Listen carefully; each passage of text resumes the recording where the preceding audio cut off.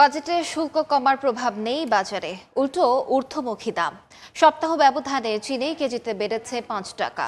বাড়তি দরে বিক্রি হচ্ছে মুগ ডাল, লবণ। তবে চাল, মুরগি, সবজিতে কিছুটা স্বস্তি মিলছে। বিস্তারিত জানাতে কারওয়ান বাজার থেকে যুক্ত হচ্ছেন সহকর্মী শিমুল হোসেন। সরাসরি যাচ্ছি তার কাছে। শিমুল, আমি এই সময় আছি রাজধানীর অন্যতম বৃহত্তম কাঁচা বাজার কারওয়ান বাজারে। কারওয়ান বাজারে বাজার পরিস্থিতি ঘুরে দেখা গেছে যে সব পণ্যের দামই মোটামুটি স্থিতিশীল রয়েছে। তবে বিক্রেতারা বলছেন যে সবজির বাজারের কথা যদি বলি, সবজি বাজারের দাম কিছুটা কমের দিকে। প্রত্যেকটা সবজি 5 থেকে 10 টাকা কেজি প্রতি কমে বিক্রি হচ্ছে। যদি স্পেসিফিক করে বলি যে পটলের দামের কথা, পটলের দাম গত সপ্তাহে ছিল প্রায় 50 থেকে 60 টাকা। এই সপ্তাহে 50 টাকার কমে 40 থেকে 50 টাকার মধ্যেই বিক্রি হচ্ছে।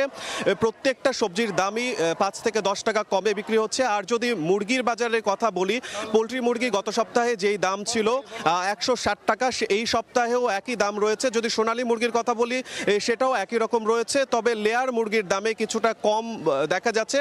গত সপ্তাহে 370 টাকা কেজি দরে লেয়ার মুরগি বিক্রি হলেও এই সপ্তাহে কিছুটা কমে 20 থেকে 30 টাকা কেজি প্রতি ক্রমে 340 থেকে 350 টাকার মধ্যে বিক্রি হচ্ছে। যদি মুদি বাজারের খবর আপনাদেরকে বলি, তাহলে দেখা যাচ্ছে যে মুদি বাজারেও তেল মশলার দাম একই রকমই রয়েছে। তবে বিদেশ থেকে আমদানি করা মোটা মুগ ডালের বাজারে কিছুটা বাড়তির দিকে দেখা যাচ্ছে। 200 এই সপ্তাহে হঠাৎ করে 100 থেকে 20 টাকা কেজি প্রতি বেড়ে 100 থেকে 120 টাকায় বিক্রি হচ্ছে।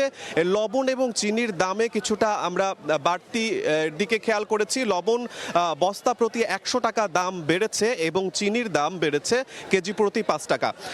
আর অন্যান্য যেসব বাজার, চালের বাজার ঘুরে আমরা দেখেছি, চালের বাজারও গত সপ্তাহে যেমন ছিল এখনো তেমনই রয়েছে। সবজির বাজারে বেশ স্বস্তি রয়েছে।